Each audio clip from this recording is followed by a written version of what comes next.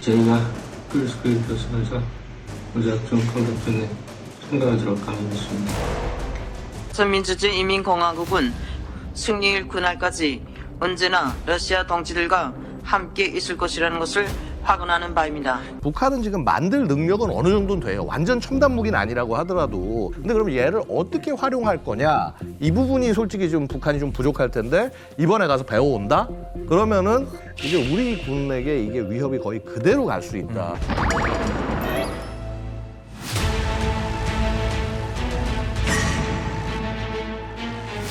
자, 북한이 파병을 했다.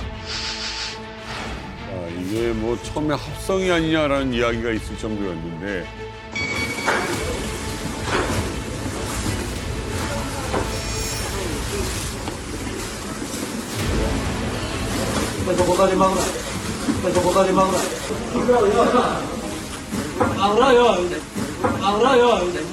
제가 보니까 이 말하는 군인들이 말투를 보니까 아, 이 황해도 쪽이로구나 하고 그러니까 남쪽 지역 사람이로구나 지휘관이.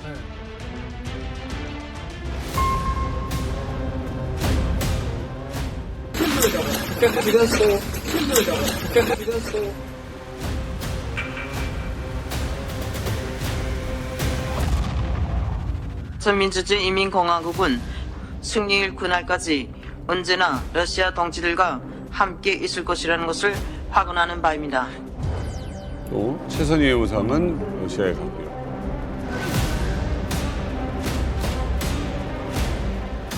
그 최선희를 제일 앞에다 내보내. 지네들은 안 나가면서.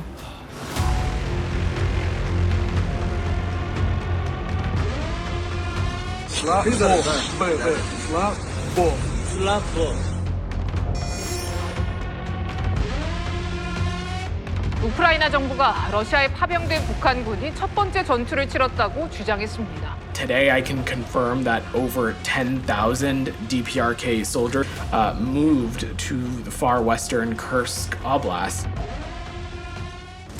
러시아는 저희가 방어 시설 필름을 급수하는 할 것이며 실제로 전체의 창을 이행할 것을 거절했습니다. 저희가 끌수있게 교섭해서 무작정 공격전에 참가하도록 강요했습니다. 저희는 혼자 물기도 주지 않습니다. 제 인간이 40명이었는데 제 친구들인 흑철력, 경혈을 비롯해 모두 전사했습니다. 저는 전에 시체 밑에서 살아남을 수 있습니다.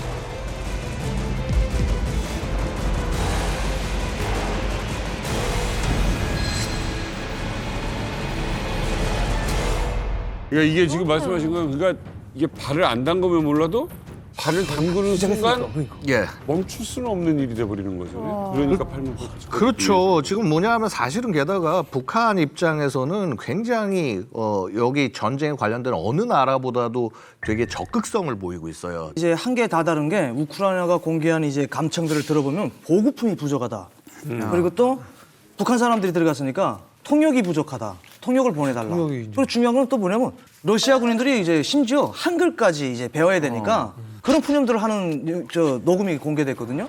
자자 나물게 수신 사라들 나물게 수신 박덕수리 나 됐다서 수신 돼지 나 박덕수리 감독 수리 감독 이거 있는 게 아니라 나라가 갔다 기다리라.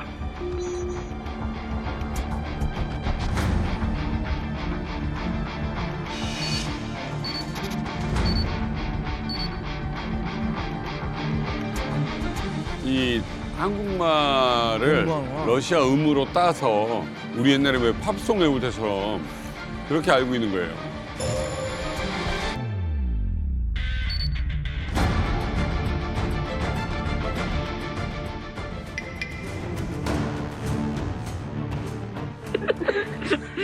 Мисс Кариса, ведь как у вас продвигается учеба? Это пиздец, блядь. Уже переводим эту хуйню. Ну, короче, один переводчик на 30 человек будет. Единственное, мне только непонятно, 3 старших на 30 человек. Где их взять? Их надо будет пытаться. 제 말이 됩니까 지금? 바로 외운다고 외우지면 안 외워져요. 저기 되나요? Батальону К рассказывал, я говорю, а кто получает, говорю, на них оружие, боеприпасы? Мы, говорю, сухпайки, говорю.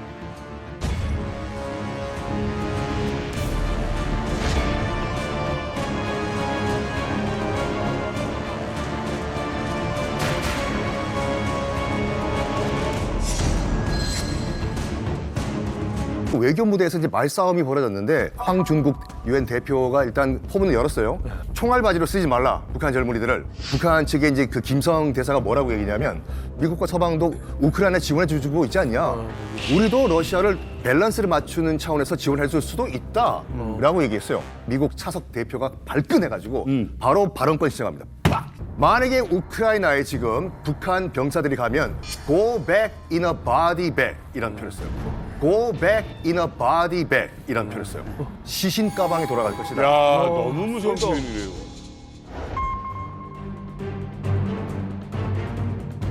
As legitimate military targets, they will end up as mere cannon fodder, while the wages they are supposed to receive from Russia will end up squarely in Kim Jong-un's pocket.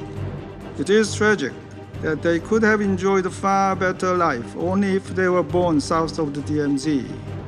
It will have to naturally take issue with Ukraine's aggressive act of invading the Russian People's Sector territory of the Kursk. The DPRK and the Russian Federation are entitled to develop overall bilateral relations in all fields, including politics, economy, military, and cultures. Enter Ukraine in support of Russia.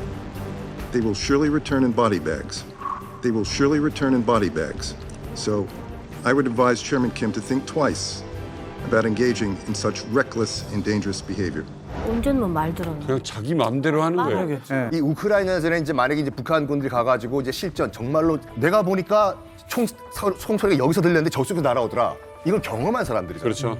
이 사람들이 교관이 돼가지고 실전 경험이 없는 북한군을 훈련시킨다고 봐봐요. 이건 잽이 안 돼요. 그리고 또 현대전은 지금 우크라이나전 같은 경우는 이제 포격전이라고도 하지만 드론전이거든요. 네. 지금까지 현대전 가운데서 이런 전쟁이 없었어요. 처음으로 드론이 실전에 크게 투입이 된 작전이에요, 지금요.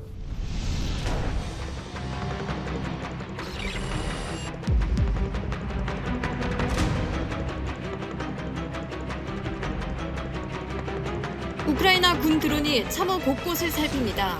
움직임을 포착하곤 곧장 폭탄을 투하합니다. 와, 정확도하다. 이번엔 바닥에 누운 러시아 병사를 주시합니다. 드론을 본 병사는 항복 의사와 함께 물을 마시고 싶다는 손동작을 취합니다.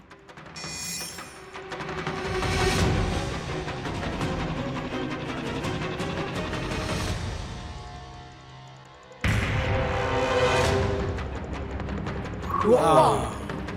자폭 들어. 어머.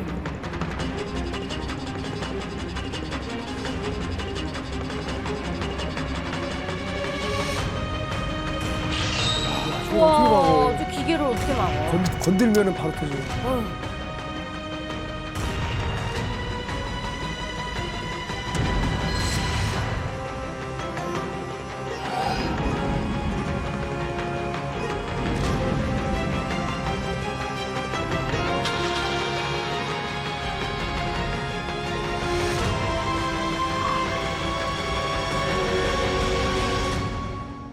이번에 장갑차 탱크 아무 의미 없었어요. 아니 뭐 드론만 있으면 되네요. 그래서 이 드론을 가난한 국가의 핵무기라고 해요. 이야, 그러네. 진짜 이건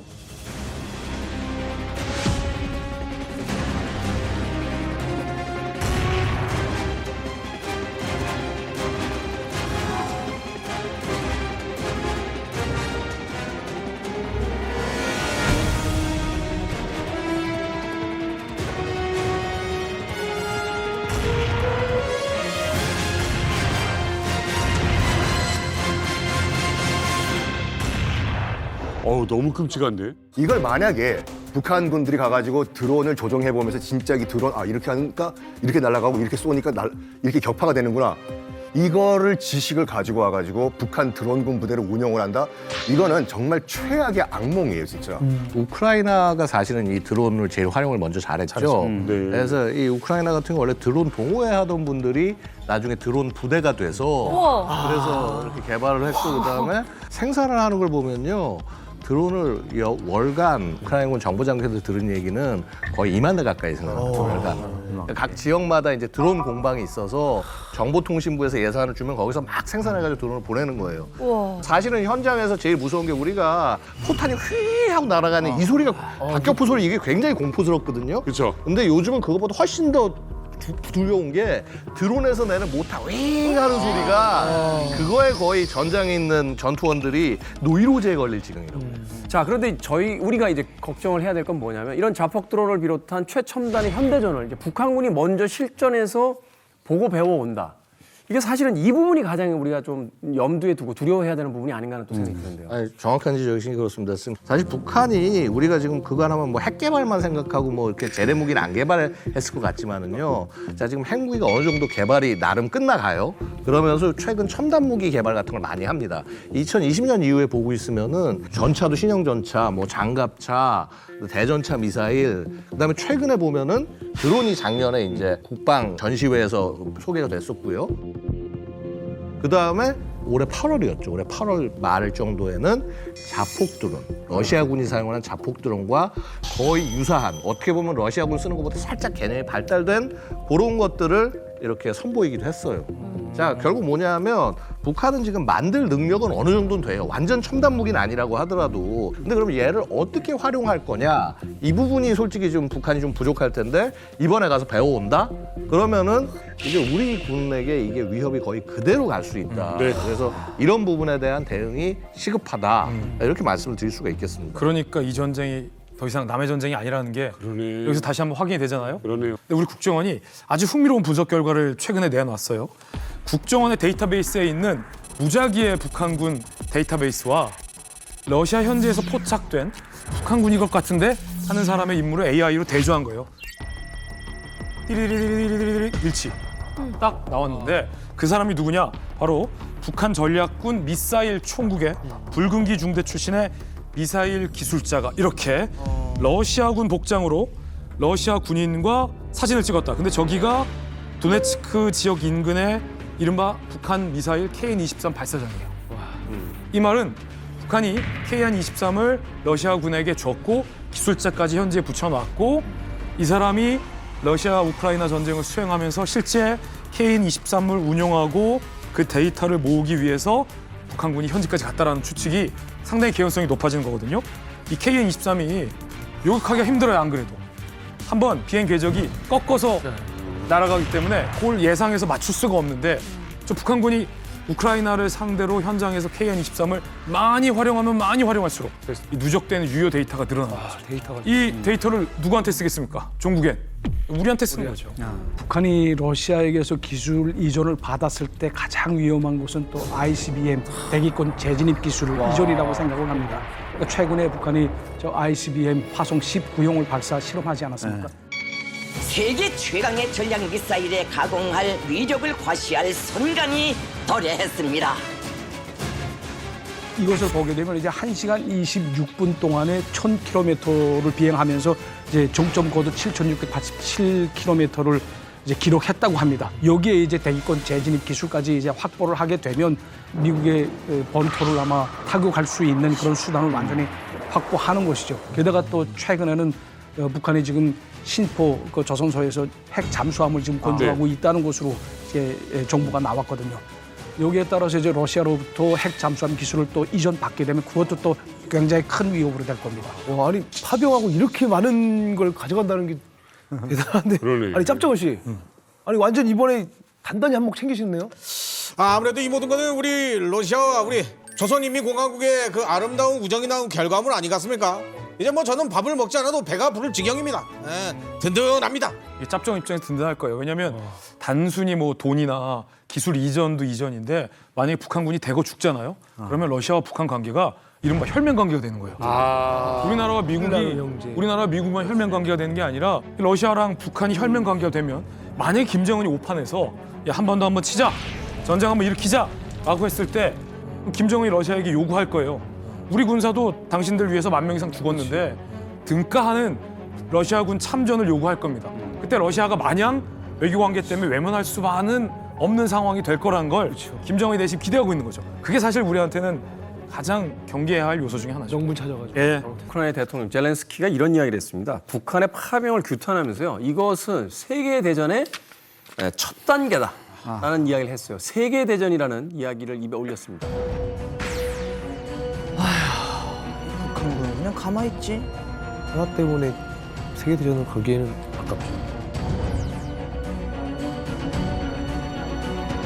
So in brigade, you don't have only land forces, not only soldiers who are on the front line. You have a lot of different specialists that they are preparing to fight against us. And here we see this first step in this war, and this is the first step to a world war. A world war, of course, it's understandable.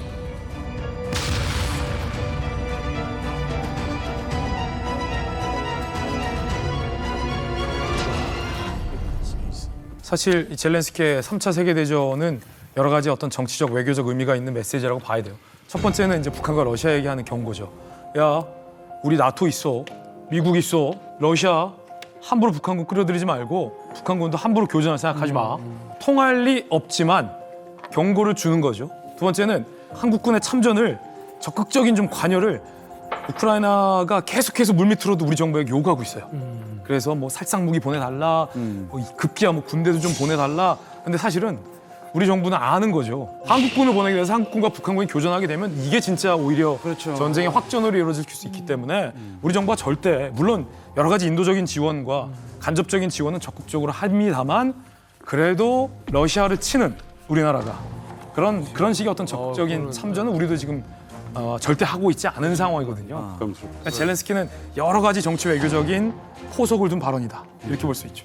자, 우리 유엔이라는 존재가 있는데 사실 뭐 지금 이 전쟁을 막는 데 있어서 별 도움은 안 되고 있잖아요. 근데 여전히 의미가 있다라고 얘기할 수 있는 게 좀 약해지긴 했지만은 우리 유엔 체제와 함께 국제사회를 지탱하는 굉장히 중요한 가치 중에 하나 NPT예요. 그러니까 핵 비확산 체제가 굉장히 중요한데 이게 왜 그러냐면 보세요. 지금 유엔 안보리 상임이사국 5개 국가가 있지 않습니까? 어떻게 되죠? 미국, 중국, 그렇죠. 영국, 프랑스, 러시아.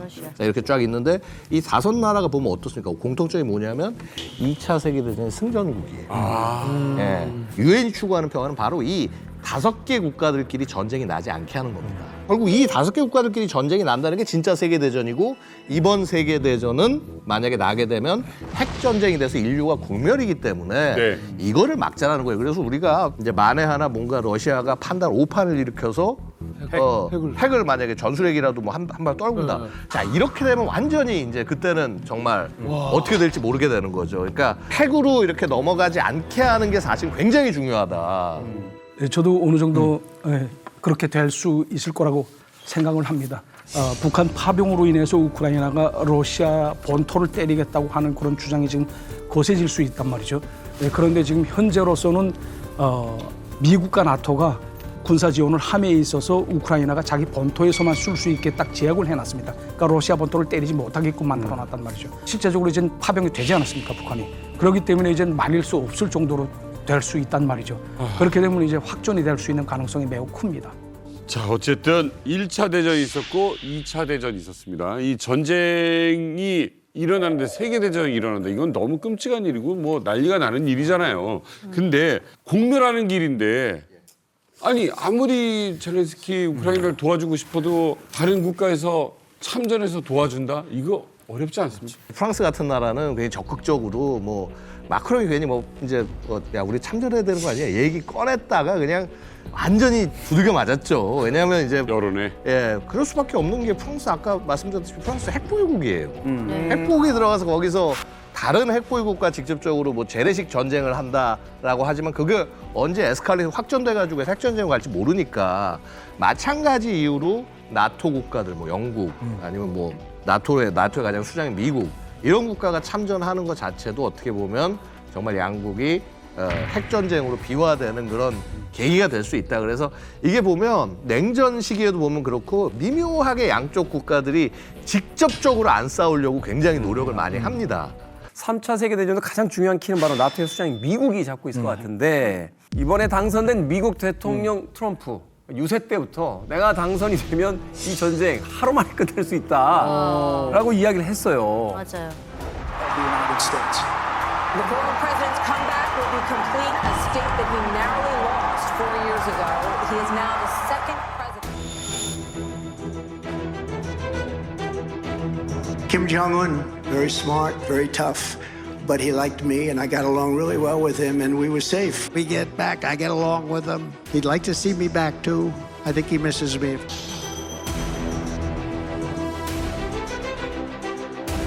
If I were president, this would have never happened. And within 24 hours, that war will be settled. It'll be over. And I also have a very good relationship, as you know, with President Putin. And I think if we win, I think we're going to get it resolved very quickly.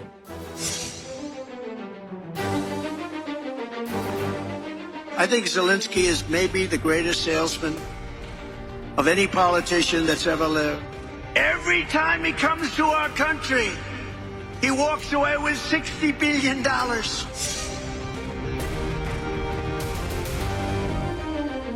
Вдруг прекратили. Ну, не хотят, ну, не надо.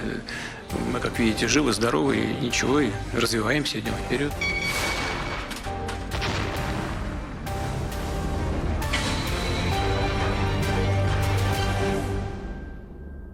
정말 끝낼 수 있습니까? 실제로 트럼프가 정확하게 뭐라고 얘기했냐면 24시간 안에 러시아 우크라이나 전쟁을 끝낼 수 있다라고 얘기해요. If I'm president, I will have that war settled in 1 day, 24 hours. 1 day, 24 hours. 이 전쟁을 끝낼 수 있다라고 얘기하지 어떻게 전쟁을 끝나겠다는 건지는 얘기를 안 해요. 그래서 궁금하잖아요. 워싱턴 포스트가 트럼프 캠프의 핵심 참모를 긴밀하게 취재했어요. 그래서 워싱턴 포스트가 보도를 했는데 트럼프의 구상은 이래요. 평소 푸틴에 대해서 똑똑한 천재, 터프한 스트롱맨 이렇게 불렀거든요. 네. 자기랑은 통한다는 거야. 그래서 돈바스 지역을 딱 떼서 러시아한테 주고 우크라이나 젤렌스키한테는 내가 나서서 다시는 러시아가 죽을 때까지 무력으로 우크라이나를 위협하는 일은 없을 것이다 라는 안전 보장을 받아주면 양쪽의 전쟁은 끝난다 라는 걸 참모들에게 쉽게 얘기하고 있다. 근데 워싱턴 포스트 말미에 이렇게 트럼프를 비판해요. 트럼프는 이 전쟁을 영토 분쟁쯤으로 치부하는 듯하다 하면서 그 기사가 끝나요. 아니 그러니까 아무리 이 미국 대통령이라고 해도 이 정도는 너무 자신감이 넘치는 거 아니에요? 그렇죠. 저는 트럼프는 어쨌든 자기가 푸틴과의 그런 어떤 브로맨스가 있다는 거를 분명히 강조를 할 거고 자기의 영향력을 과시하기 위해서 아마 첫 번째 작품으로 뭔가 이 우크라이나 전쟁을 끝내는 쪽으로 갈 겁니다. 그동안 이제 우크라이나 전쟁에 지나치게 미국이 많은 돈과 에너지를 쏟아부었고 또 야 이제 이거 세계 경찰 역할 이거 돈 없이 하는 거 이건 너무 힘들다. 늘 그랬어. 돈 가져와라. 돈 가져오면 해줄게.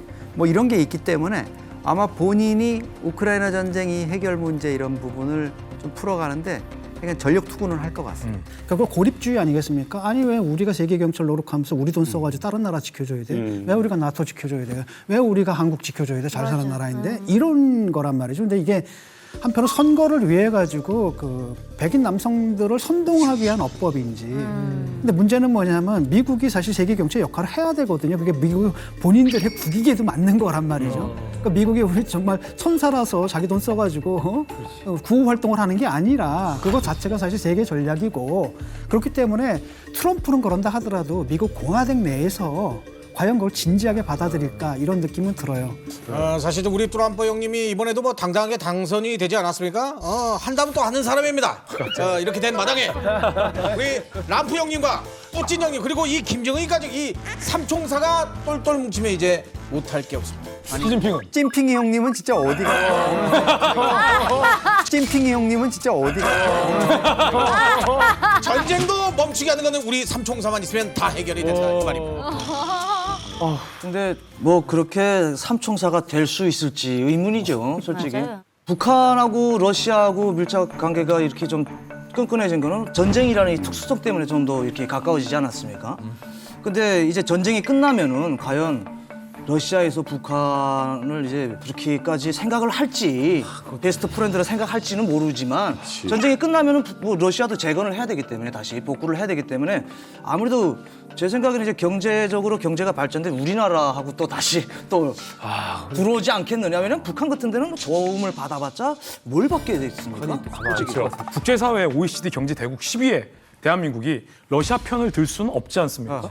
그렇기 때문에 우리가 인도적인 측면에서 세계 질서의 주류에 우리가 편입되어 있기 때문에 러시아를 규탄한 것이지 가만 따져보면 우리 정부가 러시아의 군인을 살상하는 살상 무기를 직접적으로 우크라이나에 지원했던 적은 한 번도 없어요. 그건 우크라이나도 알고 있고 러시아도 알고 있는 거예요.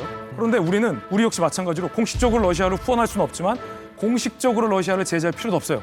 물밑으로 이미 제가 고위급 취재에 따르면 작년부터 우리 외교부 당국자들에게 러시아 민간에서 계속해서 한국과 러시아 간의 이 화물기 노선은 재개해달라라는 요청이 러시아로부터 계속 들어온다는 거예요. 그 말은 이미 푸틴도 전쟁이 끝난 이후에 어떻게 동북아 질서를 다시 정상화할 것인가에 대한 고민을 하고 있다는 뜻이거든요.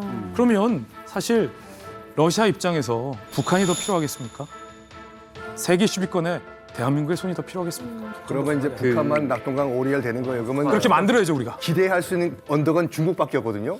또 중국이 다시 이 배신자를 받아줄까? 진핑이 형님 지금 안 보고 있는데 큰일 났어. 편 잘 서야 돼 지금. 그런데 이제 만에 하나 러시아가 우리를 찾아온다고 하더라도요.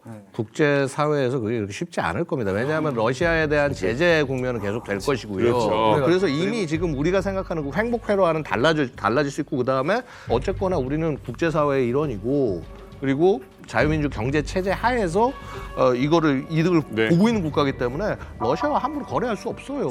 자, 그럼 그런 상황에서 러시아가 선택할 수 있는 가장 좋은 파트너는 싼 인력을 제공하는 북한이 정말 좋은 파트너가 되는 겁니다. 그래서 제가 누차 아까도 말씀드렸던 게 북한의 목적은 사실은 여기서 뭐 기술도 얻고 이런 것도 있지만 장기적으로는 러시아의 공급망 안에 편입이 돼서 그 안에서 자신들의 어떤 경제와 국가 미래를 끌고 가는 그런 모습들도 일부 포함되어 있지 않겠느냐. 왜냐하면 지금 북한이 아무리 죽어라 난리를 쳐도 중국 공급망 안에도 못 들어갑니다.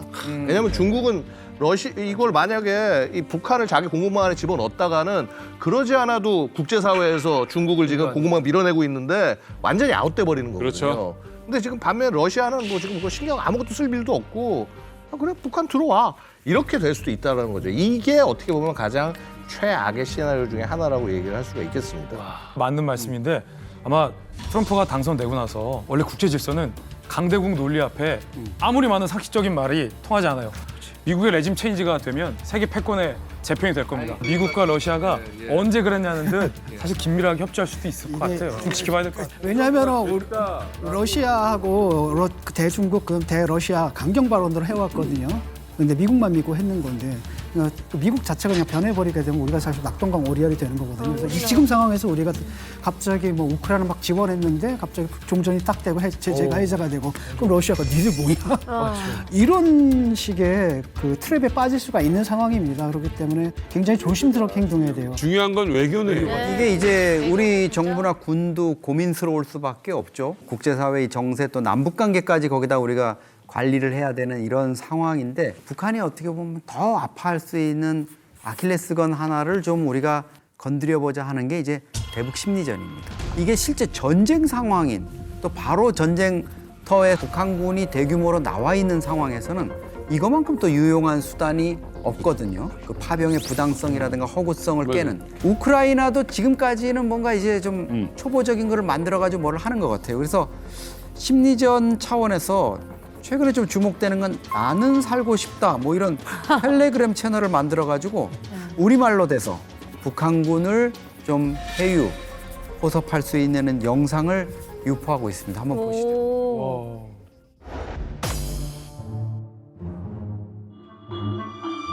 북한에서 새로 도착한 전쟁 포로를 수용하기 위해 가까운 장래의 전선의 여러 부문에서 포로가 된 최초의 북한 점령군이 이곳에 도착할 것입니다.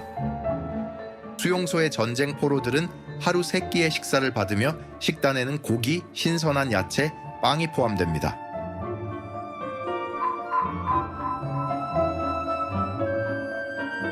이게 지금 현재 나가 있는 북한군이 아니더라도 지금 북한에 있는데 파병될지 모르는 애들이 봐도 영향을 미칠 수 있다는 거죠.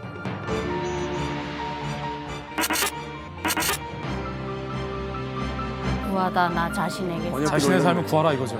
번역기 돌렸어. 그렇죠.